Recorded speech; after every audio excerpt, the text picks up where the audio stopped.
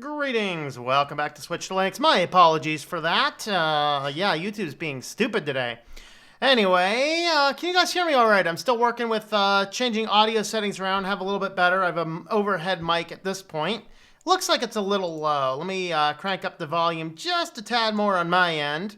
That way when I go completely crazy, it'll be like everyone will be going deaf and stuff. So, you know.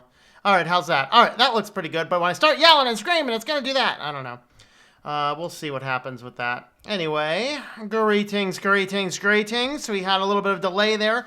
YouTube for the last couple of weeks has been, or the last couple of days, I should say, since Wednesday, has been a little spotty with their stream keys. It won't detect it. I tried to reset it, wouldn't detect it. I reset it back. That time it detected it, but then playback failed on the preview, which the preview has to run prior to running a stream. I hit the refresh on the browser went back to died, and it's just like, really? What is going on here? But yes, as Vince says, off to watch the WAN show. At least I'm not as late as they are every single week. I mean, come on. I can understand some little lower end field not being quite as good, but we're tech channels. We should be on time, at least where technology lies, you know. In other words, it's not me that's causing the issues. It's not my tech. It's YouTube's problem. I'm going to beep that back down because I just go way too loud on this program. So audio hopefully should be good. But anyway, greetings, everybody. Let's see who is in board. We got Any Creature Morph, Steven, Ashton, Dennis, and Renato. Hello. Moonbase Alpha Grays. Greetings. Jeff Wilster. Hello, Ron. Hello there. Grays, you should be having we have a supply mothership coming through, Grays. Let me know if you see that today. Bob the Hopper, greetings, Mr. Bob. How are you over there across the pond today? Chuck Harrison, greetings. Spin Viking, Petrock, greetings. Shadow, hello. Greetings, Quint. How's things going down that way? I bet you're a little bit warm around there. I'm on XP, X64, and Windows 10. Nice. How do you pull that one off? All at the same time? All right, CPM and DOS there. All right, are you working at a Lowe's? And well, they just dropped their DOS systems a couple years ago. 5.5 hours since I put the first comment on the stream after it was announced. All right, well, I don't see your comment now, but anyway, greetings. I guess Keegan was probably first then. 167 updates within 20 minutes on Windows 10 because it just wants to be there. Vince made the news this week. I almost didn't. All right, still nothing. Yeah. It took me a little bit to get over there. Pop OS 1910 is the best operating system ever. I should have a look at another Pop again. We have Kitty Vision. That's right, we got Kitty Vision. I don't know, Lions had a really depressing video. Really? I don't follow a lot of their stuff over there. What was going on the depressing video? Love the echo, repeating. Is it echoing? Give me some feedback on that. Do we need to fix something? There's 777 file permissions on Peppermint. Concern, anyone on the web read your files? Where are the files 777 at? Interesting. Greetings, all fellow lizards. Proprietary software, the other sheep than YouTube streaming would work better, yeah. Well, no, actually, I tend to have less problems than most other people. It's been on YouTube's end. For a while, it's been on YouTube's end. It's just not reading its stream keys properly. I think probably because they're trying to force people into the new nightmare that is the new YouTube Studio Beta. Now, with my new channel, if you haven't followed my new channel, then I'll put a link to it in there. But that one there, I'm doing everything through the old YouTube Studio Beta just so I learn how to use it on a smaller startup channel. But man, do I hate it. It sucks. Copy link address. There we are. So if you are not on the other channel, we just did a video today on the process that I use starting to finishing and writing a nonfiction book. Now, we also do a lot of tutorials and stuff over there. So I've done software overviews for GIMP, for LibreOffice, and for Sigil, which I don't actually think I've done on Switch to Linux yet. Doing a video on Sigil. We'll have more stuff like that coming on down the road. Beer at 3 a.m. Coffee is your only option now. There you go. Oh, echoing is on your end. All right. All right. Hello, Robot Gamer. The issue would have been fixed with the update. Yeah, I don't know.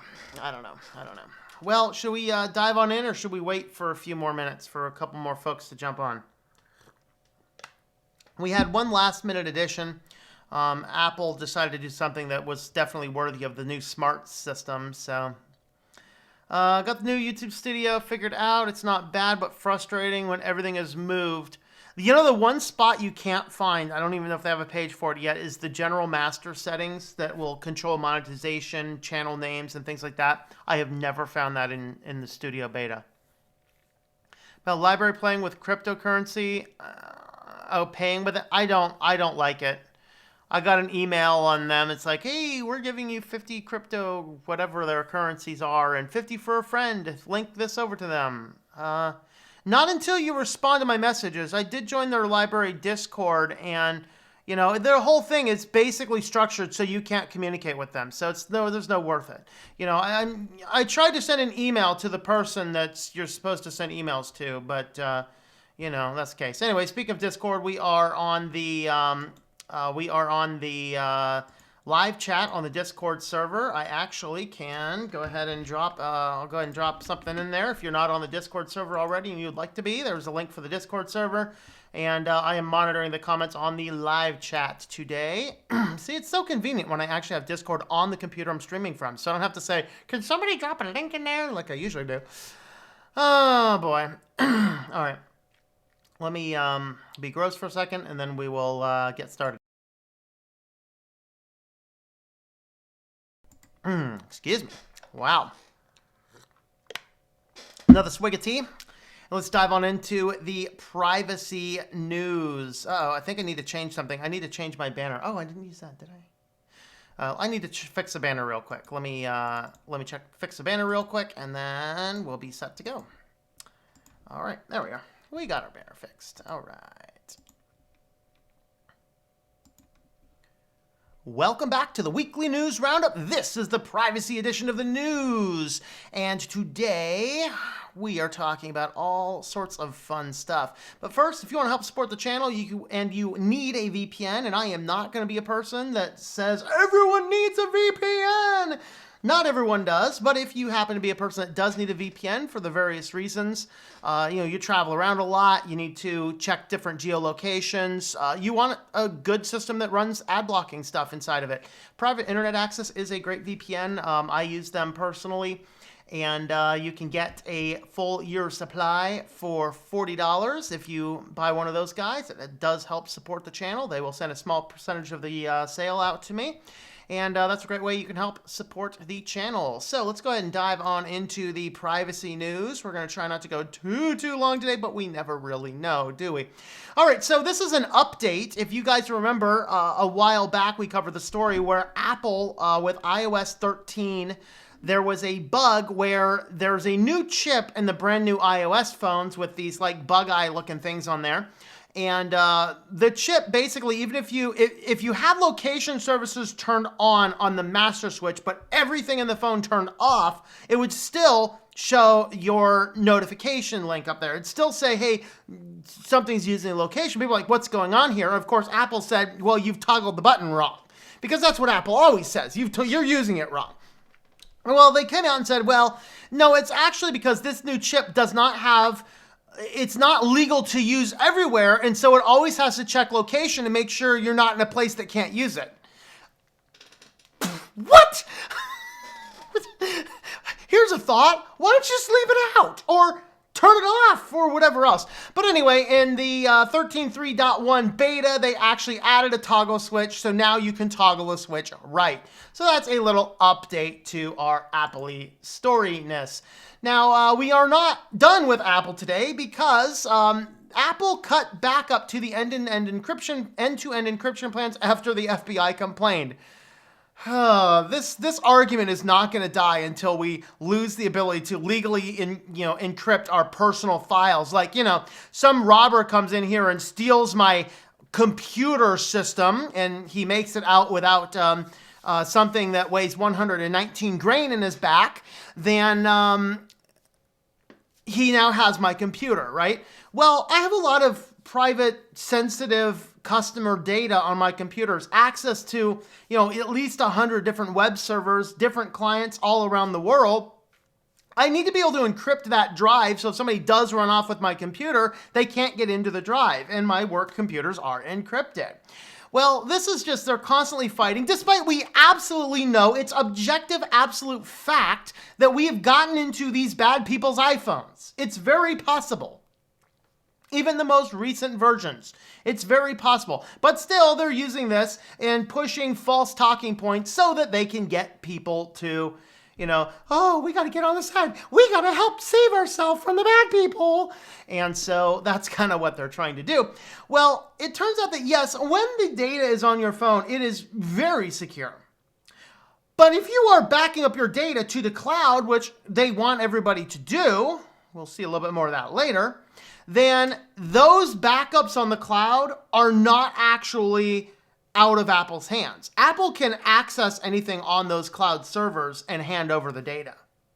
So what's on your phone, technically Apple can't, although there's other ways into it. But in this case here, when they were talking about a plan to completely encrypt the cloud data as well, but the FBI whined and Apple says, all right, Mr. Overlords, you may definitely do that. So if you are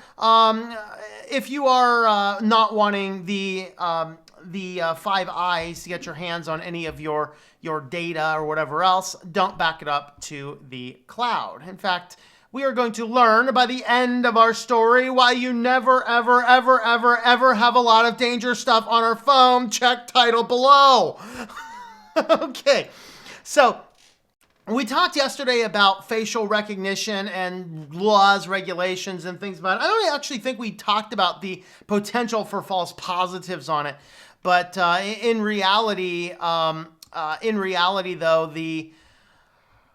that is a certain issue. Now, European Union recognizes some of the dangers of this, and so they're discussing having a 5-year ban on facial recognition. Of course, they'll probably exempt themselves and their own law enforcement. I mean, try and tell all of these 3-letter agencies around the world, sorry, you can't use that anymore. They're like, that was a good story. Tell me another one, man. I'm telling you. But anyway, the EU is considering a temporary facial recognition ban. Hey, I guess if we keep it out of, the more hands we can keep out of. It's the same approach to our personal data. We're never going to prevent everything from being online, but as much as we can hold back, we want to hold back. So anyway, that's fun.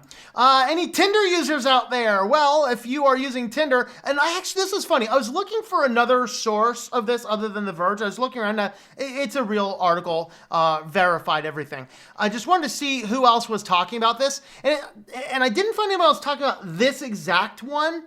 But I did actually see that in the last 6 months, Tinder has had like over a dozen ways to try and verify people. And I missed them all. It was just all weird, obscure articles. I mean, it wasn't like weird papers or things. It wasn't like theinfowars.com. It was like, real news sources scattered around the world. All right, but they had a variety of ways to verify who you are. Now, what they're trying to do is they're going to give everybody a verified blue check mark. We don't need more people with verified blue check marks, people. We don't need the check mark patrol on Tinder now. Of course, I think some of them are probably already there. But anyway, the idea here is that you're setting up your profile, and sure, you could scrape the internet, grab something, somebody might, set up a Tinder profile with me. I'm just posing for you here. What's that Vogue one? I don't know. So if anyone's making a profile for me or something, here's a variety of pictures you can have, right? But anyway, don't do that. Don't do that. But if anybody is, they're saying, well, how do we know that's really this person? So the idea here is that you can verify yourself by taking a selfie, posing in a way. So the camera will be like, pose this way.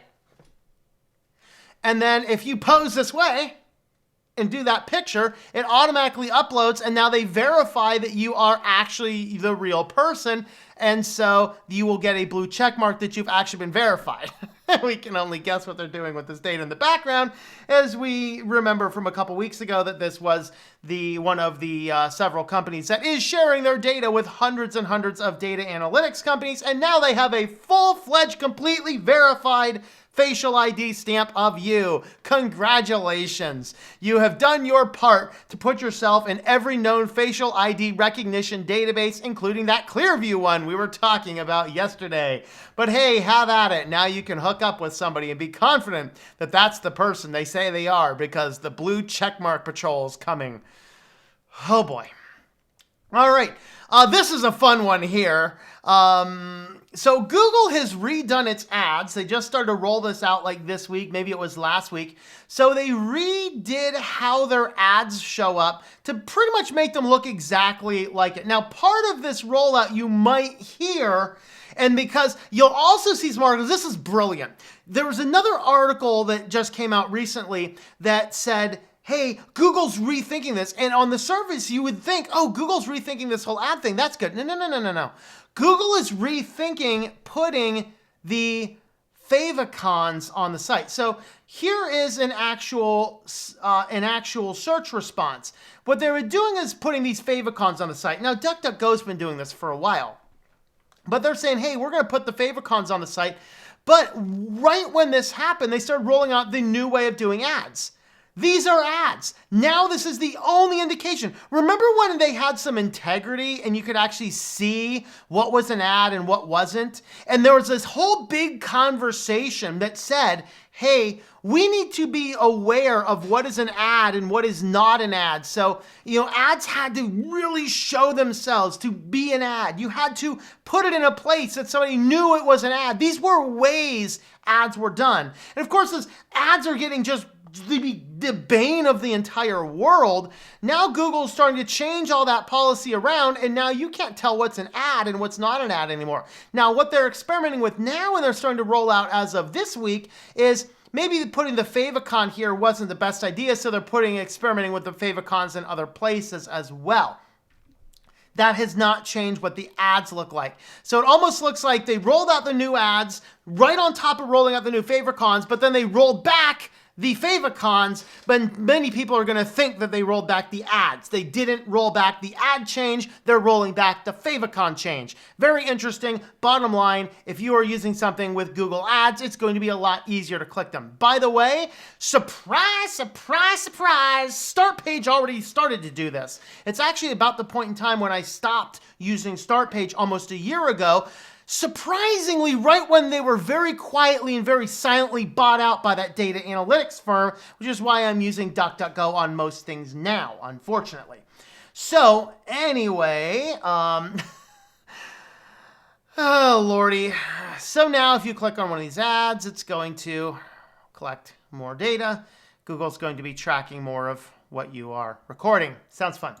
Anyway, medical software company tells customers it won't use Google Cloud amidst privacy concerns. You guys remember, this is a follow-up to another article we did. We talked about the article here when we said, hey, tons of these big medical conglomerates are using Google services, and so Google services end up getting put inside of your medical stuff. So now Google literally has access to millions and millions of people's medical data.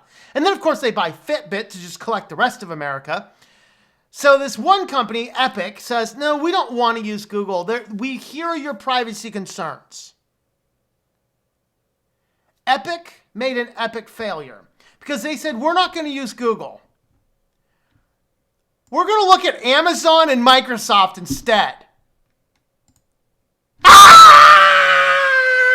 Amazon and Microsoft and Google are all equally bad. Stop, do not pass go. No, do not use Amazon or Microsoft or Google to store all of this cloud-based data where hackers will come in and you'll have the lowest bidding. AWS, yeah, we're going to find all it leaks out because some fool did not secure an S3 bucket, for crying out loud. Oh, Microsoft wants the data. Oh, Microsoft will be so happy to have that data. Oh boy, yes. We've listened to your privacy concerns. We're not using Google. We're going with Amazon and Microsoft. Wow, are you really that stupid in real life too?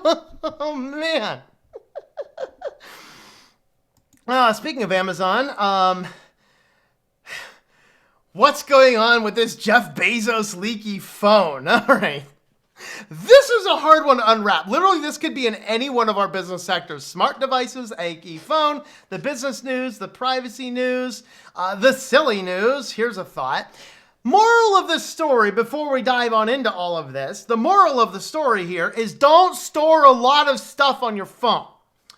So what happened is the Saudi crown prince was mad at Bezos. Now, the hilarious thing is if you read through this Guardian article, never do they say that Bezos owns Amazon. It's all Bezos owns the Washington Post. Well, that's significant because the Washington Post has published some things that are critical on the Saudi heir. And so the Saudi heir meets at one point in time with Bezos, and they're just, having a fun dinner or something, whatever. And like, hey, let's exchange numbers and we'll chat sometime. Bezos is like, hey, why not? Why not? Let's just go ahead and exchange numbers. Well, with that number, the Saudi prince was able to hack into his phone and leak all the contents of his phone. Mostly to get him to stop publishing bad stuff about him in there. It looks as though it may have backfired tremendously, but basically the moral of the story is the Saudi crown prince knew Bezos's number and sent him a virus through WhatsApp that was enable him to get into the phone and then hack all of the data and release all of the data in the phone. So he's able to get in all this information. It's a giant hack. Here's the moral of the story. If Jeff Bezos used his phone like I use my phone, or maybe he carried two phones, which is within his budget, hey, this is the phone I communicate with everybody on. The other phone is the one that nobody has a number, but it has all that important typey stuff on it. If he did not have personal stuff and dangerous stuff and all that kind of stuff on his phone, this wouldn't have been an issue. Crown Prince would have hacked in there and gone, I got a contact list for a bunch of people I already know their numbers. Moral of the story, people, don't put this much data on your device. Don't attach your health data to it. Don't attach all of your life photos to it. Sure, if you need to use your phone to go out and snap your photos, come back home, take them off, put them in good backup offline, and remove them from your phone. Maybe keep a few on there to show your family members at your next dinner party, whatever. But the point here is that Bezos got hacked, and because there were things to get, he was had. Moral of the story, don't put all that stuff on your phone. Second moral of the story, don't open a message from a Saudi prince. Or a Nigerian one for that matter. Let me know your thoughts on all these in the comments down below. All right.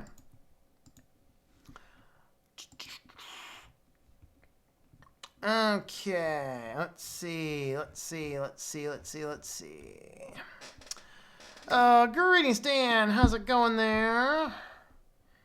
I use Mullvad VPN. All right. Did you ever watch the PIA antitrust video I sent you a few weeks ago? I did not see that you sent me one a few weeks ago. Go ahead and send it to me again. I missed it. Desoldering is a wonderful skill. Apple's just rude, yeah. More celebrity iPhone photo hacks then, yep. Internet runs on encryption. Banning that would destroy it. Yeah. 9mm, the Windows 10 of the small arms. Whose phones are allowed to be accessed? Are cloud servers Apple protected? Okay, so in light of the story, it's possible to get into your phone, albeit it's extremely hard and your average guy's not going to. But Apple can access anything you store on your iCloud account. I think it might be encrypted. It's like Dropbox. They have the encryption key, if I remember how it works. But I haven't looked into that, so don't quote me on it. Learn Linux. I'm old and been using Windows for 8 years. My computer used to be a pencil and a paper. Yeah, me and Windows don't get along. Well, just watch a lot of the videos and ask questions, and you will get your answers that you need. Okay. Clouds can turn into thunderstorms. Yes. And thunderstorms leak all of the stuff in them. Screw the checkmark control. Yeah. Tinder's, you missed a match. Get gold. Yeah. What's catfishing? Is that like file searching? Catfishing. Oh, what's the limit there? I think catfishing is, if I remember correctly, I think catfishing is when you are basically spoofing an internal email system. I don't remember. Somebody else who knows catfishing off the top of your head, please define it. I'm not going to try and answer it. Is an ADD is now against the law? Is an ad against the law? Wait, what? Google has copied features from DuckDuckGo. That's right. That's right. Don't show me ads. I'm broke. Fire! Tom on fire is my Alexa alarm. Nice. That might give you a heart attack waking up, though. I'm going to save the Desk Panthers. That's right. Medical data companies should be required to host their own servers. I agree. And be completely liable for breaches. Toss, I'm not responsible if you get a heart attack, man. It looks like Bezos' phone is taking a whiz. Yep. So having your birth certificate, picture, driver's license, and social security number on a phone is bad? Yeah, no, those are okay. I mean, no. Leave those off your phone, by the way. Okay. Then Bezos' budget. What's his budget? Everything? Yeah. His budget, the 16 top grossest GDP countries, Okay. Old school question. What's the difference if info is stored on our phones or having Chrome store our info in the cloud and then your info gets breached? Which ones are at fault? I wouldn't store my phone store my data on phone or on Chrome store. Yeah. Apple controls encryption for the iCloud. Okay. Yeah. So it's encrypted, but Apple can decrypt it. Was Bezos still using an Amazon Fire phone? I don't know. Did that ever support WhatsApp? Saudi Prince was just mad because Amazon Prime had only 3 seasons of Mr. Robot. Bezos using an iPhone is akin to congressman not using Obamacare. Hello, Mitchell. All right. Okay. Mitchell, blink twice if you're okay. Mitchell, put on headphones. I'm going to say the word. This will get you in trouble. Winnie the Pooh.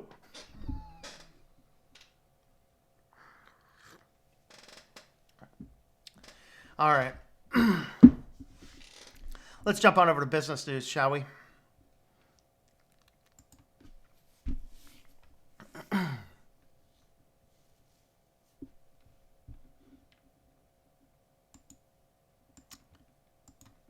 Wrong screen. Welcome back to the weekly news roundup. This is the business edition. And today we're going to chat about a lot of different stories. Microsoft, I don't know, you can read that title yourself. What's Microsoft up to now? All right, before we get started, you can help support the channel if you want to by heading on over to switchlinks.com/affiliates. You can find the various list of affiliates that I'm using. You can do your shopping on Amazon. You can pick up a trial run of Mint Mobile, which is what I'm using now. Some grammar checkers that do not collect all of your data like Grammarly does. A few other VPNs and web hostings and a few other odds and ends there as well. So with that, let's jump on into the news. First up, Joe Biden wants Section 230 gone, calls tech totally irresponsible little creeps. And all them roaches, I learned about roaches. All right, so of course, if you're unaware, Section 230 there's a discrepancy between a publisher and a platform, okay? So if you're a publisher, like I have a publishing company, I had the right as a publishing company, if somebody comes in and says, hey, do my book on, Apache helicopters or whatever, then I have the right to say, no, I'm a publisher, not doing the book for whatever reason I deem necessary. Because, a publisher could be something that is extraordinarily niche in what they do. And they, even though it's niche, it takes more time, takes more opportunity, things like that. But a platform is something where anybody is allowed in. And what the difference is that if you are a platform and anybody can post their content, then the platform is not liable for abusive content on it as long as they remove it in a timely manner. Okay. So Biden wants Section 230 gone because, in his opinion, all of these alleged platforms are being effectively biased. The funny thing is, like, the one he's mostly mad about is Facebook, because Facebook's basically taking these weird lines on ads. In fact, they think all the tech companies are one way or another on weird lines against ads. And what's hilarious is Facebook is on one hand by one party being accused of being extremely favored towards the opposite party, but according to the opposite party, they're extremely biased towards the other party. No, they're just incompetent. They're just data-hungry fools slurping up all the data they can with no consequence of anything or everything. So what? That's what it is. That's why I just don't use them. Okay. But basically he wants to get rid of Section 230. In other words, saying that platforms can now be held liable for potentially abusive content on their sites. So I don't know. I'm not going to get into any more than that because I don't really want to get into politics over here. But anyway, all I have to say is I learned about roaches. Anyway, U.S. will look at a sudden acceleration complaints involving 500,000 Tesla vehicles. So we love picking on Tesla here. And in fact, I got to say, like a Tesla almost ran me over the other day. It's backing out. Don't hear it. It's like see something moving out of the corner of my eye. What is it? It's a Tesla backing up. It's like, dude, I'm walking here. Glad the thing wasn't going forwards. It would have just... You'd be reading about Switch to Linux on the front page of the news. It's all a conspiracy. I know it. But anyway, so the allegement is that Teslas are automatically accelerating. And of course, we know that they do love to accelerate into three areas. Fire engines that are parked on the side of the road, they love accelerating into those. They love accelerating into the divider mediums. I think it's probably the black and yellow check marks is what it likes. And it loves accelerating off of on-ramps. I mean, go figure out. So what happened here is that there were enough complaints and enough reports that the NHTSA actually says it will be reviewing a petition asking the agency to formally investigate and recall 500,000 Tesla vehicles over sudden and unintended acceleration reports. I mean, remember, guys, I think it was Honda had one of these issues, and yes, they had to recall the cars. Tesla... It's like Tesla in many ways is getting some free passes, despite we have a lot of evidence of cars actually do this. Now, the question is how many? Is it a problem fundamentally with the cars, or is it something else? So the petition covers 2012 to 2019 model year Tesla S, 2016 through 19 Model X, 2018 and 19 Model 3 vehicles. Petition cites 127 consumer complaints to the TSA involving 123 unique vehicles. Report includes 110 crashes and 52 injuries. So they released a redacted version of the petition, said that Tesla vehicles experience unintended acceleration as rates far exceed other cars on the roads. The petition urged the Highway Safety Administration to recall all Model S, X, and 3 vehicles from 2013 to present. Well, that would be a giant nightmare, but let's see what happens with it. So it cites several crashes due to unintended acceleration. In fact, we covered one just the other day, right? So the Tesla car, apparently the driver was, I don't know if they were asleep or what was going on, but the car went full speed off of the ramp, never stopped, never slowed down, and accelerated through a red light, killing 2 people at T-boned. Okay, so in this one, in one complaint, driver said the car in California was closed and locked. A few moments later, the vehicle started accelerating towards the street and crashed into a parked car. in Pennsylvania, no, keep them away. In Pennsylvania, was pulled in a parking spot in an elementary school when the vehicle accelerated on its own, the complaint said. It went over a curb and into a chain-link fence. That's all we need. Killer, robotic, Christine-like Tesla cars driving through the elementary school playgrounds. We don't need this, people. We don't need this. Another complaint said the Tesla driver in Andover, Massachusetts was approaching her garage door when the car suddenly lurched forward and went through the garage door, destroying 2 garage doors, and then it hit when it stopped when it hit the garage's concrete wall. Wowzers. The agency said it's reviewing whether Tesla should have recalled 2,000 of its cars in May instead of issuing software upgrades to fix potential defects that could have resulted in battery fires. Yeah, and that's, a software upgrade on a explosive battery. I don't know. Well, we'll see. But anyway, I'll keep an eye out for this report. Hopefully I hear something about that when it comes on down the road. All right, who likes the Opera web browser? Well, Opera web browser is reportedly behind predatory loan applications as its browser struggles against Chrome. So this deals with the Opera company that has the Opera browser also has several apps, and the apps were banned from, in fact, I think the whole company was banned, including the browser, from the Google Play Store, at least temporarily. At least some of the apps were. I'm not sure about the browser. I thought I read that somewhere, but I'm not sure exactly. But the idea here is that the apps will have these. So here's this OPESA fast credit loans to M-Pesa.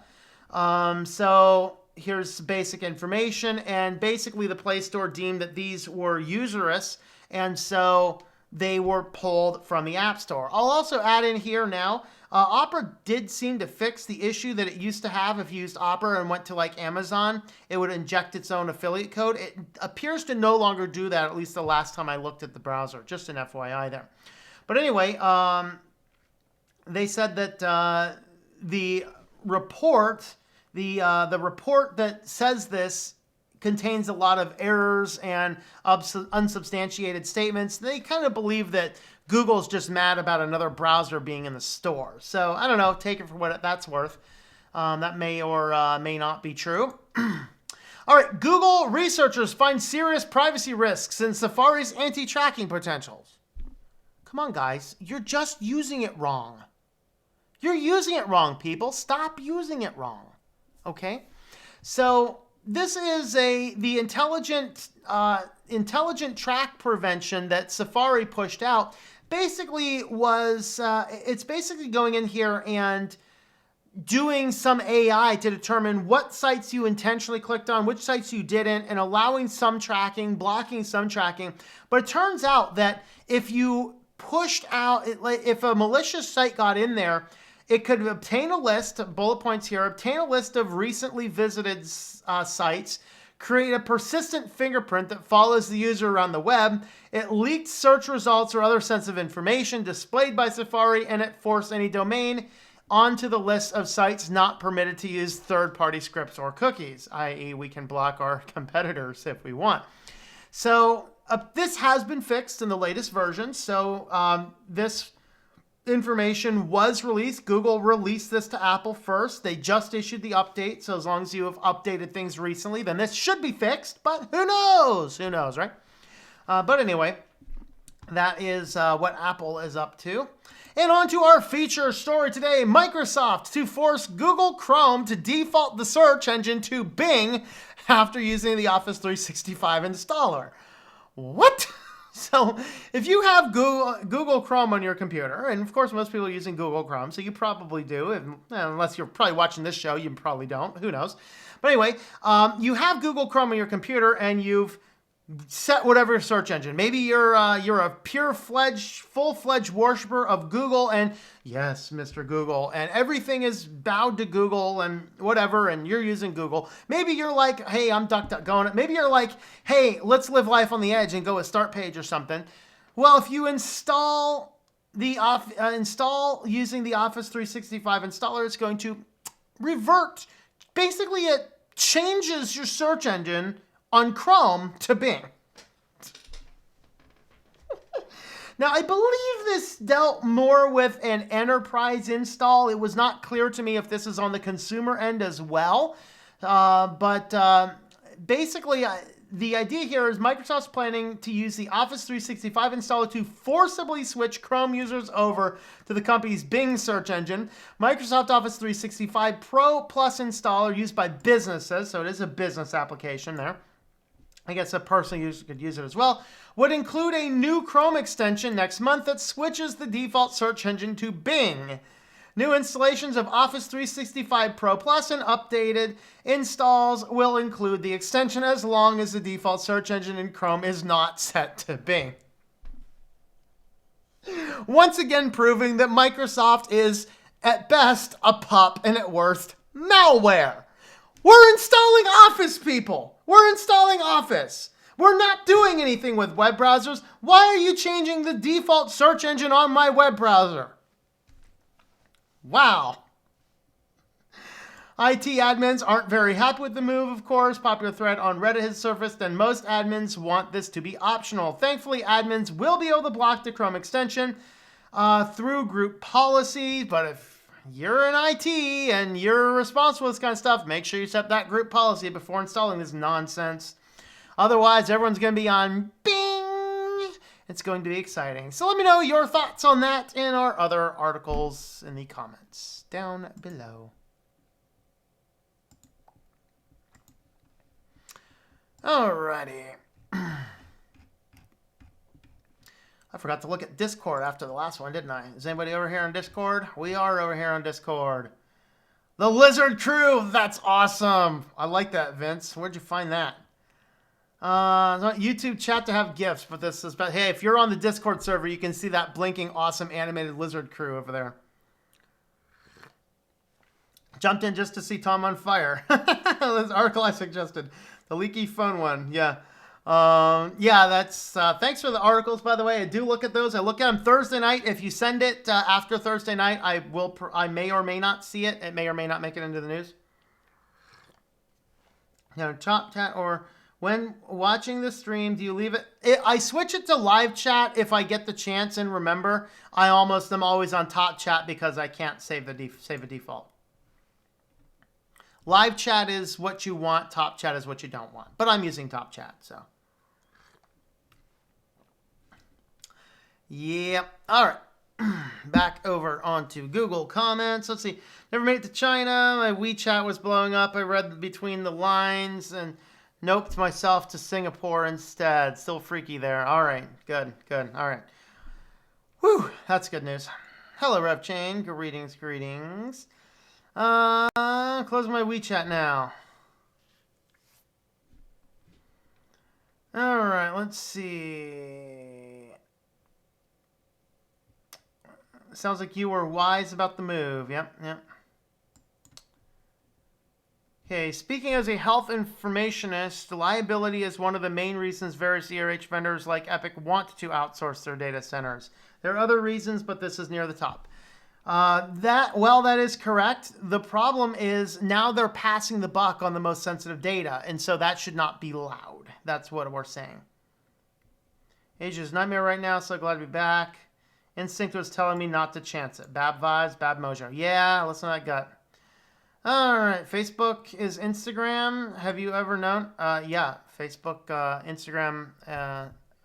Instagram has been owned by Facebook for 3 years, I think. 2 or 3 years. Still doing a hot pod, even if it's in my own kitchen. There you go. All right. Okay, I believe it was Toyota with the unintended acceleration. All right. Tesla doesn't go below 60. That's right. Networking YouTuber. I watch cars out privacy. Now he drives Tesla and uses Windows 10. He also put out PIA antitrust videos. Talking about. Go ahead and send it to me, and I'll have a look at it. I missed it. So, okay, bad timing for that joke, Vince. On my side, it appeared as Tom described those folks getting run over. I must have missed whatever the controversial argument was. Skynet is now doing experiments on Tesla. China's calling face recognition tech Skynet, except one of the lead programmers says it is without the bad stuff. Yeah, right. Done with IT. Did you quit IT? Simple Tech. Why use Bing? Metacrawler equals def. Yeah. Coming a graphic design artist. New client scaling back. Yeah. Had an existential crisis. Well, I'm glad you're back. Please make CJ accept my request. He is like said, no, I can't control the handler. The handler controls me. He's like, no, I can't. And in fact, he said he might turn you into a newt if you keep asking. Actually, he didn't, but he'll just ignore you because he's good at sleeping. Channel will likely just be transformed. Channel detailing my journey from IT to graphic design. There you go. Hey, the good thing about graphic design is it's a lot easier to do remotely. Which is the best lightweight distro for older PC? I would go with Peppermint. Chemicals in my applesauce and blood or paint in my ice cream. Food Lion is doing a bang-up job these days. Make your own ice cream, dude. Yeah. Make your own applesauce. All right. I just learned how to use Discord like 2 weeks ago. I'll be on within the week. Back to the home office. All right. Northwest England, UK. All right. The old career must die. Well, don't jump too quickly. If you still have clients, make sure you don't want to jump out and swim to the next boat. You'll find yourself in bigger problems. So. Hello, Dave Price. Greetings. I think we are about ready to jump on over to our next news topic. What are we on now? Okay, we're over. Where are we? We're there. That's where we are. Welcome back to Switch to Linux. This is the weekly news roundup, and now we are on to the smart tech section. If you want some Switch to Linux gear, you can head on over to shop.switchtolinux.com. You can pick up t-shirts, baby clothes right there. We got bags. Those are pretty nice. And coffee cups, things like that. We have cats in tinfoil hats. We have Switch to Linux, you fool. We have the RMRF, no preserved root code of conduct. So a lot of different designs over there. I'm working on some new things that to put in there eventually, so keep tuned for that. Let's go ahead and dive on into the IoT type stuff. So first, PopSockets, Tile, and other companies will ask Congress to help stop big tech bullying. Yeah, right. The big tech are paying for the congressman. What are you talking about? So Sonos, Basecamp, Tile, PopSockets. I keep on seeing PopSockets and thinking Hot Pockets. Anyone else want Hot Pockets now? Hot Pockets. But anyway, so the idea here is that what happens is you come up with a startup, and I think we were talking about this recently, but you come up with a great idea, and you're like, hey, this is a cool idea. You're moving along. Before you know it, Amazon's like, hey, we'll buy your product. You're like, no, I don't want to buy your product. Well, Amazon's like, all right, we'll just copy the product and bury yours. Google comes up, they want to buy your new tech innovation. Smart speakers, of course, with Sonos. Of course, they're doing a good enough job shooting themselves in the foot. So, as we'll see soon here. But the idea here is that these big tech companies or these little tech companies are being bullied by the big tech companies. And so they're asking the most inefficient government in the world to actually help them figure it out. I don't really think it's going to happen, but it's definitely worth a discussion. It does raise antitrust behaviors. I mean, one of the examples in the article here reading through is, I think it's Basecamp. If you search for Basecamp ads, its competitors will be higher in the list. They have to pay more money to show up at the top of the list, even if you're searching directly for its name. Things like that. And so with all that kind of stuff, that's kind of what's going on this one here. All right, JDI's ultra-thin biometric sensor built for high security authentication. This thing's creepy. So this is about as thick as a piece of paper. Here's a case of somebody wearing it like one of those snap bracelets. One of those snap bracelets. You guys remember those things? Or you can do a fingerprint scanner. So this thing is you can see very small. It is as thin as a piece of paper, and it will measure fingerprints, veins, and pulse waves. 15 micrometers thick. The sensor is as thin as paper and features both high-speed readout and high-resolution image capabilities. Great. How long before these are installed on everybody's car? Or the policeman comes up and says, put your hand right here. Got it all. Knows everything, right? So, yeah, this is like super crazy, high-intense biometric information sensors. You know, the type of stuff that should probably be banned, but hey, we're moving into the smart new world. Are you going to put this, are you going to put your new tracker on your forehead or on your right hand? Have you considered that? I bet that the question is coming soon. That's a fascinating little piece of smart tech today. All right. No, I don't want that. Oh, is it? Fine. Well, go ahead and allow ads so you can see what's going on. Sure. Confirm. Everything's going to get deleted anyway. Continue back to the site. I want to show you guys what's going on. Yeah. Let's look at that. Privacy Badger just blocked 21 items. Haha, your foolish intentions were blocked. We blocked 29 ads and 22 things. Like a grand total of 50, what is that? 51 things were blocked. I don't care. This thing clears cookies anyway at the end of the day. I don't care. Collect all the cookies you want. Track me all day long, buddy. All right, anyway. Apple's new connected gym program gives you benefits for working out with the Apple Watch. Isn't that exciting? All right, so this is just all about collecting every bit of data possible from you. So Apple on Thursday announced its new Apple Watch Connected Gym Initiative, a new set of partnerships with fitness facilities that makes it easier for people who own Apple Watches to track workouts and give all of your information to Apple and other companies well at the same time. Buy stuff and earn rewards. All right, little Mr. Sheeple. Maybe we should be doing monkeys. Here, have your banana, little Mr. Monkey. Here's your banana. Here's your banana. Here's your good little reward for working out and giving us all of your health data. So anyway, Apple says fitness expansion helps you build an entire ecosystem around the Apple Watch and providing owners with more places to use it and improve their fitness tracking. Yet it creates another reason for people to buy Apple Watches. Because you're if you are trying to work out, why not get a watch that works seamlessly with the gym you're joining? Because I'm perfectly capable of tracking my workouts without giving all of that data to a big tech company. That's why. That's why. That's why. Also added streamlined tech layer on top of gyms, which have various third-party technologies that don't always talk to fitness wearables people have. Oh, look at this.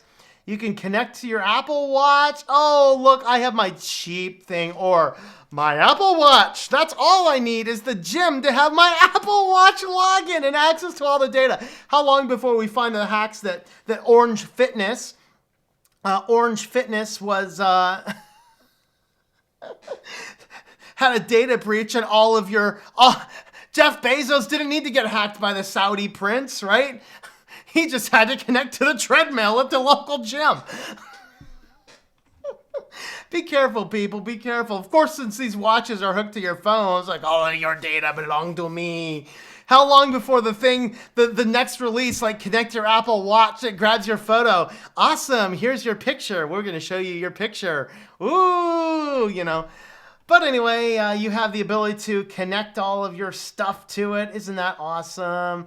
Apple Watch's connected gym has to have iPhone or Apple Watch app that lets people track their fitnesses and see classes and log into the gym. Great! Now I'm connecting all my Apple device over to the gym too. I have to log into the gym now on my iDevice. That's exciting. It's been a long time since I've been doing one of these gyms. Have to offer some sort of option for Apple Watch owners to earn with the Apple Watch. For example, Crunch will give you $3 to $4 in weekly credit if you meet certain goals, like working out a certain amount of time this month. Credits applied to the following month's bill. You can hit these goals either by working out inside or outside of the gym. Orange Theory, ooh. Before Orange Theory was actually launched, I did one of their very early websites before they were a huge brand. It's kind of funny. Orange Theory will offer gift cards to Apple and Nike for hitting certain goals. Oh, joy. I hit certain goals, and here's your feeder pellet, little monkey. Get your feeder pellet to get some Apple gift cards so I can buy overpriced stuff. Basecamp Fitness watches will have Apple Watch Series 5 GPS model you can pay off by participating in 3 classes a week. Oh, Lord! I think this is serfdom. They're like, hey, you can pay us money for this watch, but if you come to my gym, and work out, you can work out your debt, little boy. You can work it all out. What's that system? There's a system for that. Which one's that? YMCA, your workouts will go towards providing free classes for children like swim lessons. Gym has to accept Apple Pay. That means you can leave your phone in the car and just use your Apple Watch to buy stuff like water. Oh, that's all I need to go to the gym and to be buying stuff just by passing my hand by it. I'm freaked out by this. This is crazy. Let's get out of here. Oh, we're on to Sonos. Sonos is going to stop providing, I don't know, I think Sonos is trying to maybe they're looking for a buyer and they're trying to bring down their stock value enough to make themselves look attractive to a buyer. So, of course, we covered, was it last week, 2 weeks ago, the Sonos recycle program. Hit your thing into recycle mode and you'll get 30% off your next smart speaker. And then that one becomes a complete brick that Greta Thunberg will have to say, how dare you destroy our environment by wasting all of your stuff? I mean, come on. So now they're announcing that they will stop providing any software updates for its older products in May. So up and after May, no more updates. Of course, this caused yet another giant storm of insanity across the Sonos sphere. People are like, ah! And then now they're coming out saying, well, we're sorry, we're going to allow these to run as long as we possibly can. It's just we don't know it yet, but some hacker's going to get us in there and destroy us in June. So, got to May. Hey, we met our 5 years. It's like buying a car with a warranty. Ever notice the day after the warranty is when the thing starts to break? It's like there's something built in there. It says, great, after 91 days, just start breaking. Planned obsolescence at its finest, Silicon Valley. You got it. You got it. So they ran into a little bit of controversy over this. I think there's an update. Maybe it was the Ars Technical article I read that had an update. There's an update to this article where the CEO comes out, we're sorry. We're going to support these, but we really only said we'd support them only for up to 5 years. And it's 5 years now. Oh, boy. That's exciting. All right, well, this smart scale is going to go dumb if you happen to use this amazing smart scale to... Is this the one that... I forget which one this is. So it's a scale that is a smart connected device, and it costs a pretty penny, if I remember. $180. Shoppers could buy all three. Okay, so let's see. Trio fitness trackers. So the scale and wristband. That's right. The scale and wristband retailed at $180 each. And the heart monitor for $80, or you could buy all 3 items for $400. So that is a $180 scale. Smart tech. It would allow you to do all of these interfacings. Yeah, they're just shutting off the servers. So it won't even have the ability to do anything anymore, apparently. So, you bought it a couple years later and it stops working. People, this is why you do not buy stuff that has to be connected to the internet. It's a silly, stupid, and foolish idea because they can just flip the servers off. Done. Don't get stuff that needs connected to the internet to function. I mean, really. All right, this article was sent to us in the Discord server, I believe. City of San Diego is awarded the General Electric mass surveillance contract without oversight. Well, remind me not to go to San Diego. So, now San Diego's always had a lot of spy-y stuff going on. But now they're kind of doubling down. They pretty much have cameras and microphones everywhere in the city. If it's a public spot in San Diego, you can assume you are not only being audio recorded, but video recorded. So this guy here, 4,000 city IQ nodes installed by GE. Look at this map. Eek. City paid $30 million for the contract. The larger issue is that General Electric has already made more than $1 billion selling residents' data to Wall Street. City of San Diego gave what appears to be unrestricted rights to the private data. According to the contract that they have, apparently the city attorney never told the mayor and city council of mass surveillance capabilities, which is fascinating because this is in California. So how does it apply to all of that? All right, so the attorney, Julia Briggs, calls this a criminal enterprise. Briggs notes that San Diego city charter changed after Elliott took office. The real issue is that it's supposed to keep its officers in line and transport their actions on behalf of the city. Additionally, Briggs says a council member recused himself because he had stock in GE because someone has advised him to do so. Briggs said she would hope the city attorney would put the transactions in the record, but in this case, that didn't occur. And Biggs, who was also once a city attorney, said every day she looked into the mirror and said, "I am an officer of the court. What is my duty?" Oh, boy. So here's, let's see, there's some information about the law. Surveillance, racial profile, sharing of data. Oh, yeah. This is exciting. So you can actually read the article here. You can read all the details. These are all linked in the description. There's a link over to the switchlinks.com website. So you can grab a link to these guys here. So California Globe was contacted by GE Corporate to clarify GE no longer owns Current.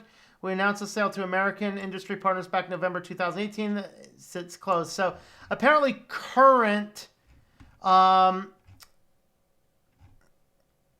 forget where Current exactly fits in, if that's the whole company or whatever that is. Current is no longer owned by GE. I got to see exactly what that part that was, but that'll be in the article there. So anyway, if you're in San Diego, good luck. You will probably fare better in mainland China. So let me know your thoughts about all this and the other articles in the comments down below.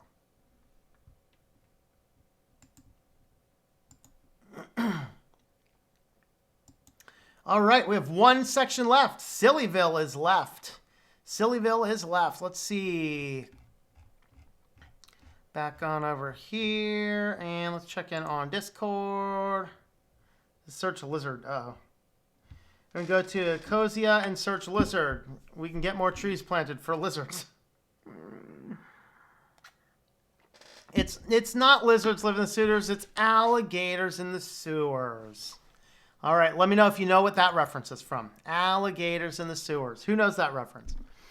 All right. I see you may not pay a lot, but my liability goes way down. Yep. Had problems with video and pepper. So if your computer is really old, it won't play video on anything, because if it's a really old computer, it may not have the hardware capabilities of running modern video. So if you're the same one that asked about, for a really old computer. Old PCs go for Peppermint, Ubuntu, or LXLE. Peppermint is her favorite. Ran all three. Yep. Leave the client side dry, but I will move fast. Yep.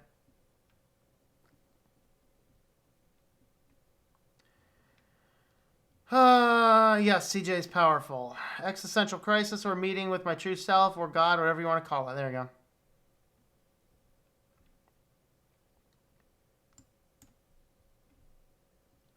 Need to work on the Alexa order unicorn meat. Confirm merch. I do. I'm thinking about how I can do that without potentially violating copyrights, but I don't know if I'll have to see if there's copyrights on any of that stuff. I don't know though. Man, I don't have my unicorn meat with me though. I didn't see an Alexa story though, or did we? No, I didn't see one. So anyway, Hot Pockets, ham and cheese. Okay.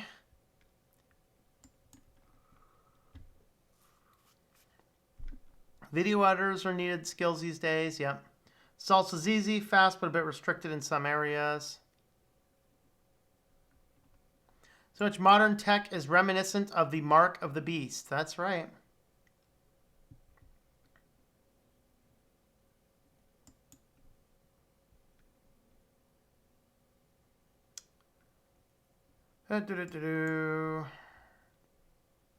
Monkeys and sheeple. That's right. You're lazy. You're fired. Right? Great person over the last several months. Just keep getting calls. Yep. Be a creative pro. There you go. Yep. Do it. Do it. Do it. Workouts, I use a golf pencil and a pocket notebook. There you go. Yeah, keep logs. At least my ice cream was colorful. Oh boy. Smart devices are absolutely insane. Mint chocolate chip ice cream with toothpaste swirls. What?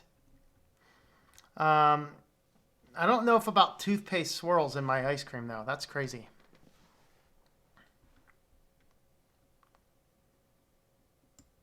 Smart devices are not very smart, yeah. Made worse by unsmart people. Neo-feudalism. There you go. Neo-feudalism. You can go to the gym to work off your Apple Watch. You sheeple. Run another 20 laps, sheeple. You can't go home until you run your 20 laps, sheeple. Or you can pay about $15. Run, sheeple, run. Run, sheeple, run. How long would it take to pay off? 50 miles. Sonos is no longer providing updates for the speaker they bricked. Yeah. Trashing my app. I just can't see paying $80 to log food. What are you trying, like, on a smartphone? Go to F-Droid. There's a very good diet tracking app on there, and it's free. Greta is crossed between Joan of Arc and Dawn Quicksight. Yeah. Okay, let's see. Goodness, now I have no job skills. What? What? You have job skills? Come on. Tech media is painting this as bad news. Here we are celebrating. Like the protest diet plans, you get paid to gain such weight. Why should you be shamed now for being fat? Why are you going to argue over what we have paid for?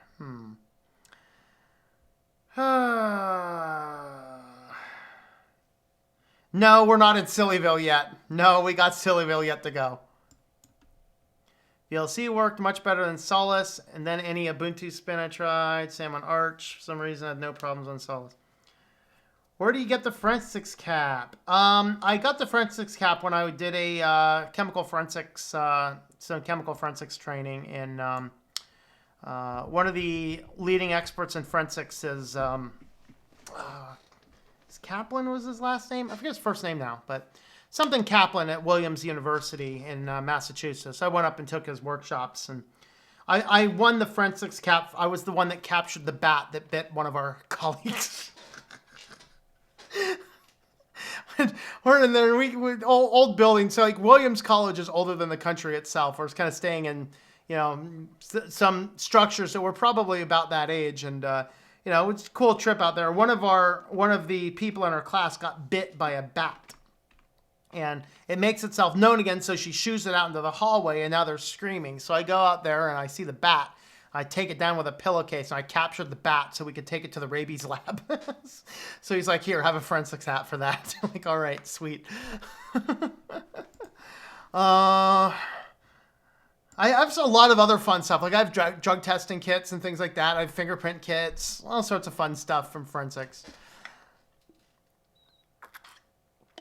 Not calls from web clients. I was asked about one or two about. Well, Simple Tech, if you get questions about web design, reach out to me, and we'll work a deal where you can have a cut of the profits. So if you still have those things, give me those referrals, and we'll share some profits there. Chrome browser, because Firefox cannot play live streams. There you go. I've played live streams on Firefox all the time. Is your DRM enabled?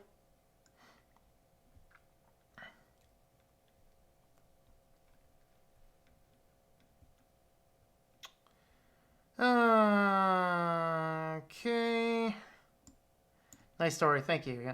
I don't think most people really ever know that side of me. Yep. All right. Well, we got Sillyville. Are we ready to take a trip to Sillyville, people? Are we ready to take a trip to Sillyville? Hold on. Let me check in on Discord first again.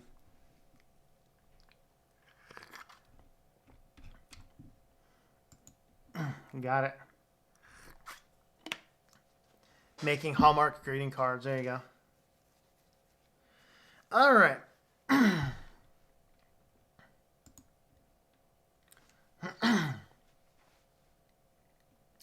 Oh, hold on. I'm going to need to... I need to do something before we start here. Hold on.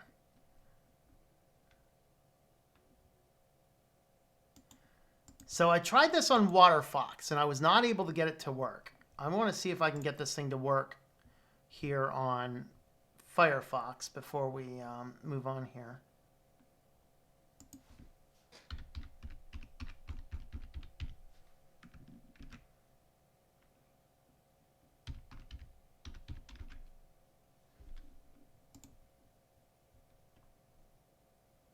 Are you going to work? Okay.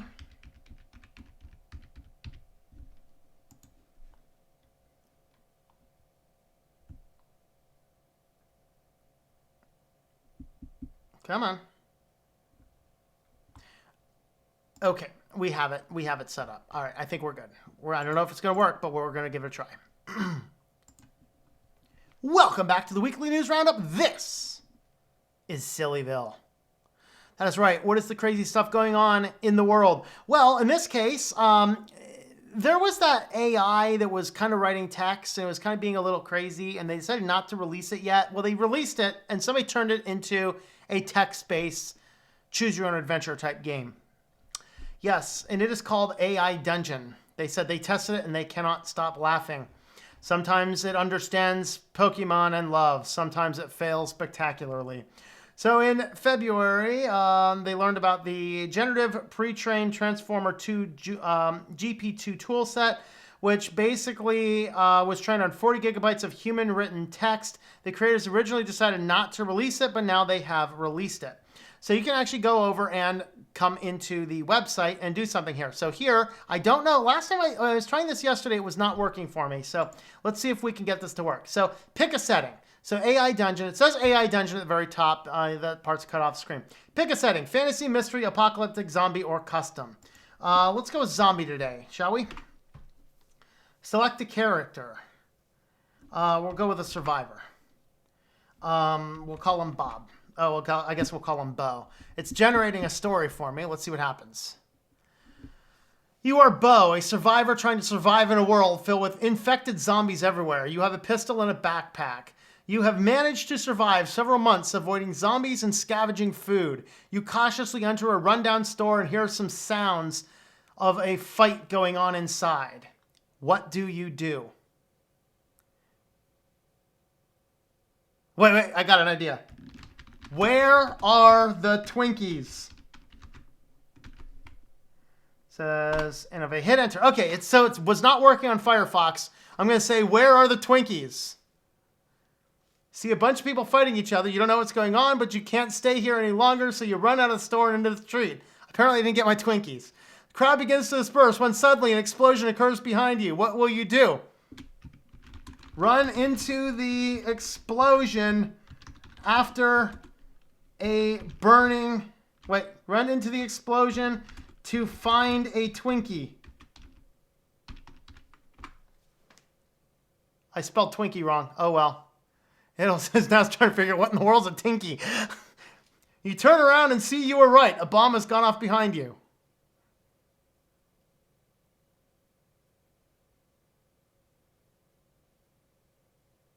Let's see. What should we do? Let's run away.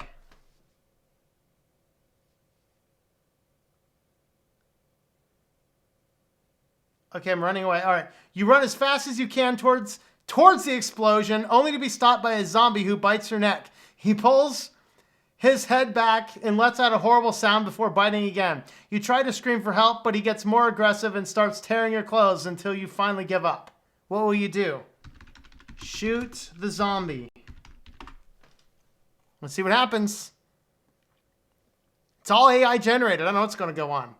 You quickly grab your pistol and fire at the zombie's head. It doesn't kill him immediately, though, because he manages to crawl back up and bite you on the throat again. This time, however, he manages to pull his teeth out of your neck and completely killing you. What will you do? Well, I guess I die.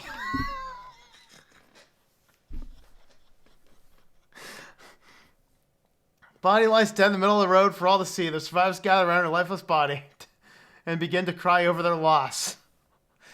What will you do? Resurrect myself from the dead. What else am I going to do? I'm dead in the street, you know? You raise yourself up from the ground and look around. Everyone else seems to be doing the same thing, except you aren't sure why. So you had to go back home, so you think there might be some kind of shelter or something nearby. All right, well, anyway, that's enough with AI Dungeon for the day. All right, so this guy here really wanted to play some PS4 on a layover, so he connects his PS4 to the airport monitor so he can play Apex Legends. I think that'll probably get TSA breathing down your neck. I have a sneaky suspicion. Of course, TechSpot does say it right. WTF? Having to wait for hours at the airport is something many of us experience now and again, but one man decided to alleviate this boredom by plugging a PlayStation 4 into the airport monitor and enjoying a game of Apex Legends. Obviously something we don't want to have happen, says Port of Portland spokesperson, because travelers need the information that we're putting up on the screens for them. Well, come on, man. His information he was put up on the screens was way more interesting, I promise you. Man in question was approached by operations supervisors and very kindly asked to unplug the console and cease using the airport monitors. Simon said he very politely asked if he could finish his game first, to which he was told no. Apparently, it was very polite and cordial his interactions, he said, calling it a good reminder of what not to do at an airport. Being able to use a console on a large airport monitor is a good way to pass time. There are easier ways to play games while waiting. In addition to the multitude, you can always invest in a Nintendo Switch. Like, why is he... And never mind. I don't even want to know. But anyway, Facebook says a glitch led to a rude translation of a Chinese leader's name. Yes, Google's translation did not have a problem with, is it Xi Jinping, I think? So, all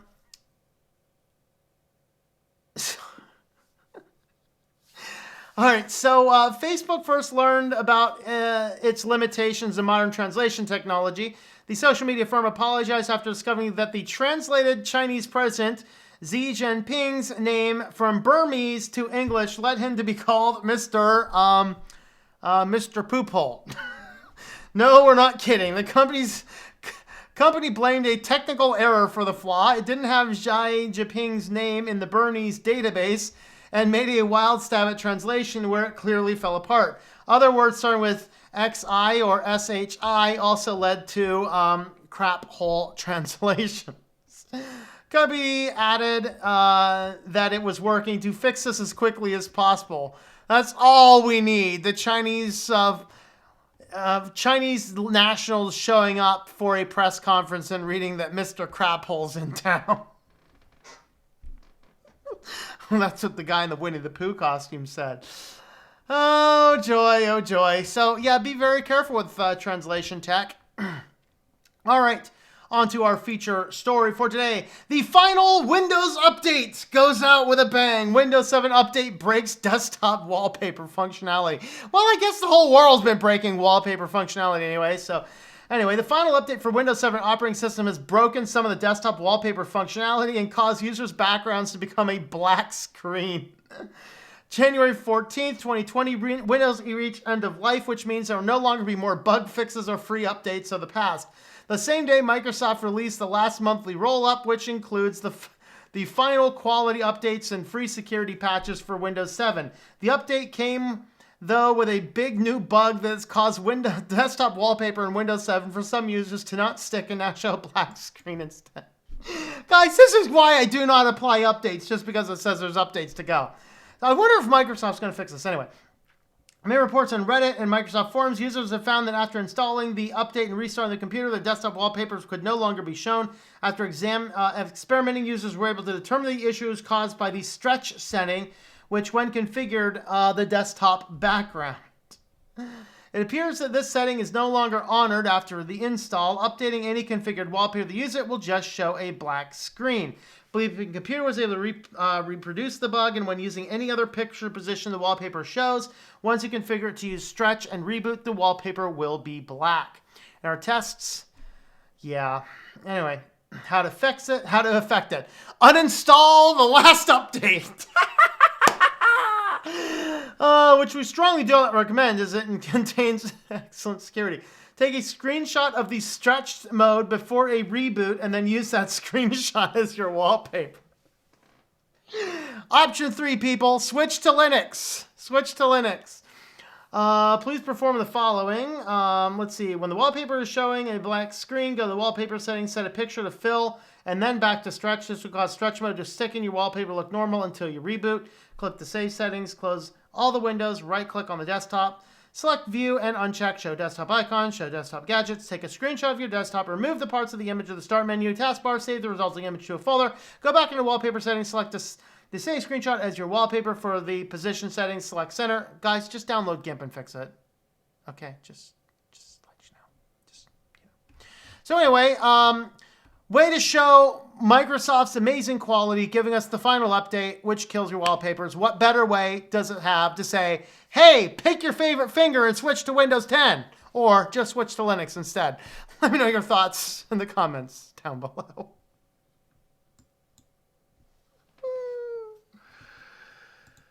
Oh boy. Yep.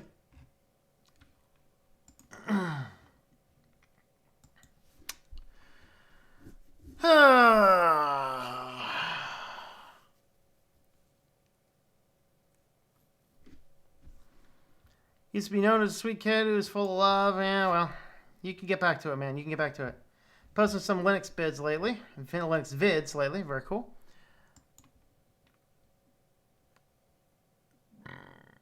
Does pop come with non-free code? It should. Yeah.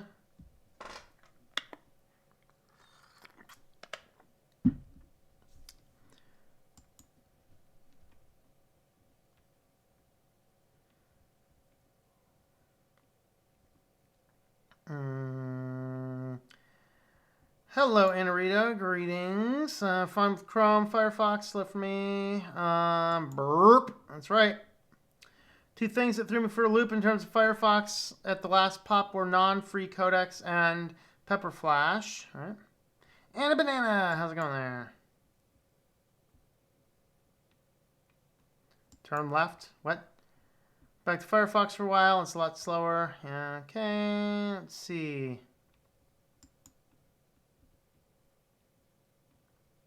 The AI is so ignoring me. I know, isn't it? Looking for a Tinky. Totally isn't a synonym for anything. I meant to say Twinkie. Feed the zombie a Twinkie. There you go. Stop carrying a 22 caliber pistol. You're trying to kill us all.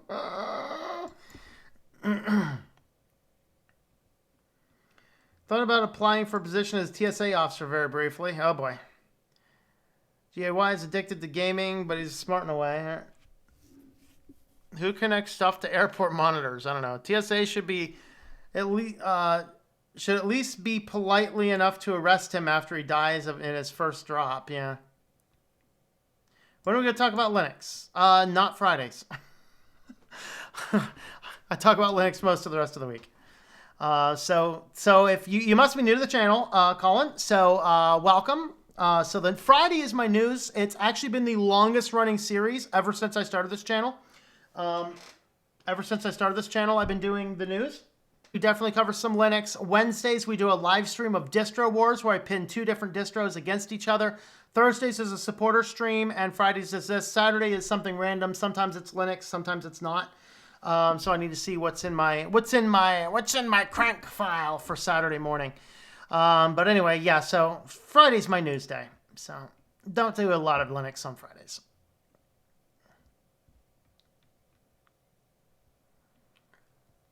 Windows 7 should not be open source, but Windows 9X should. Yeah, our final update. We're going out with a bang. We're just going to kill your system. That sounds good. Imagine a stable Windows 9X? No, I can't imagine a stable Windows 9X. So now that Windows 7 is reached end of life, will people start actively reverse engineering an attempt to patch and improve? Let's improve wine. Who knows? Maybe the React OS will actually start. Maybe it'll pick up like Windows 7 compatibility instead. I don't know. Time flies like an arrow. Fruit flies like an orange. Yeah.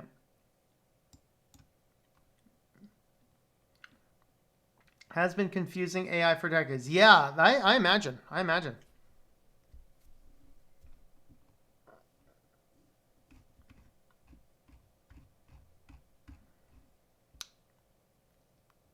People will finally stop using Windows 7 when Skype stops working on it. That's why Microsoft took it over. Yeah.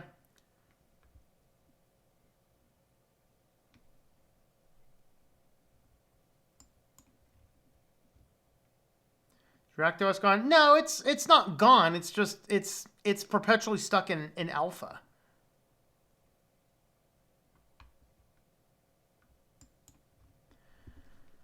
Was Linux so he hates Tom's host file? Yeah, I know. I mean, you could go in there and remove the things, but I don't think your mom would like it, I think. But, you know. Use the black screen and blue screen of death wallpaper would have been more effective. There you go. Switch links for Mac OS because of your content. Awesome. Why, thank you. Hopefully it works well for you.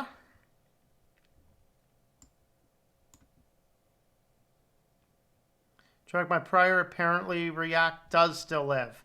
It's never really been born, though, is the problem.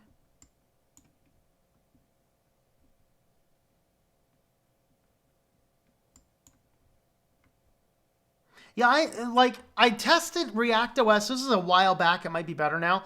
But I tested React OS a while back, and I found it to have the exact functionality of Wine. So why not just use a Linux distro on Wine? There are no Twinkies. No! And yes, he loves his saved photos. Mom hates it, but she says I'm old, so who cares? Yeah, I know. No, ReactOS is not a Linux distro. It's actually a reverse engineering of Windows 9X. It's not Linux at all.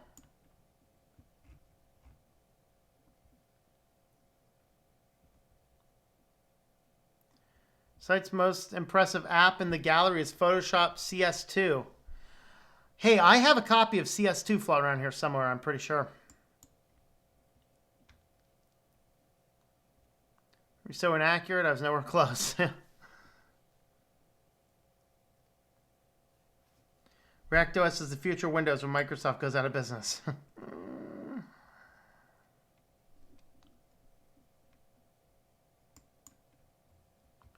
Would end to continue reverse engineering 16-year-old proprietary software. I'd rather trust in current FOSS. Yeah, that's the thing. That's why like React is.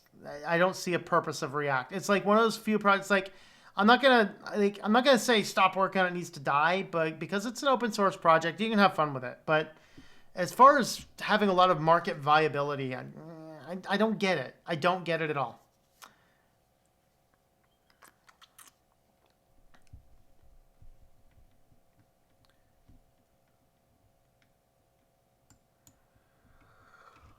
All right. Well, I think we hit the bottom of the news. We hit the bottom of everything else, and that means, oh, kitty. Oh, kitty. Let's tempt a kitty cat. We got to tempt a kitty cat, don't we? Come on, kitty kitty. We got to tempt a kitty. Come on, kitty. You're being tempted. Come on up. Come on up, Mr. Kitty Cat.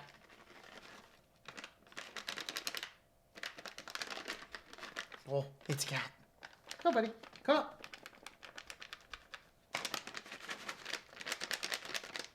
Come on up.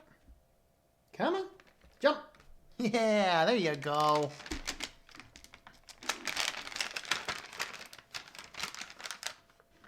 Oh, this way. Other hand. Go on. Stick a paw in there, buddy. Give us some paw action. Oh, there you go. Give us some paw action. Give us some paw. We need some paw.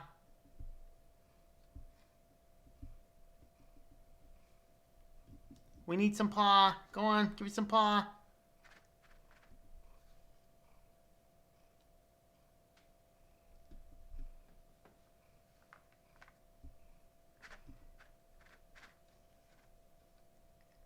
Go on. All right, I'll get it for you now.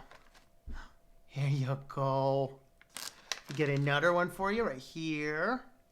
Let's do one more for this camera right here. Oh, are they finally looking good? That's it. You guys are 3. What do you want, more? I don't know if he's a cat or a pig. Huh. Were they good? Were those tasty? Were they tasty?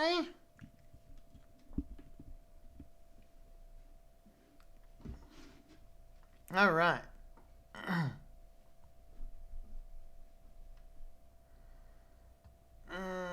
Okay, let's see.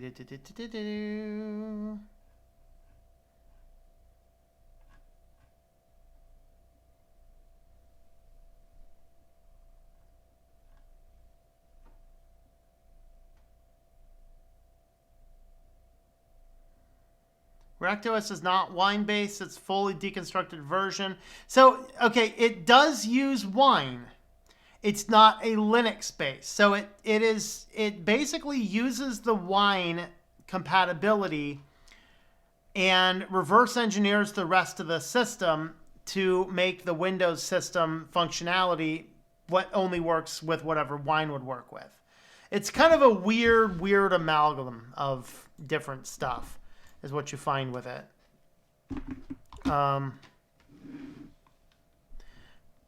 So cool. As a career, I studied, it has 95% ladies. I do love the ladies, so it's good while it lasted. There you go. Yeah. Wine is basically an emulator. Yeah. Desk Panther strikes again. Wine is not an emulator. Yep.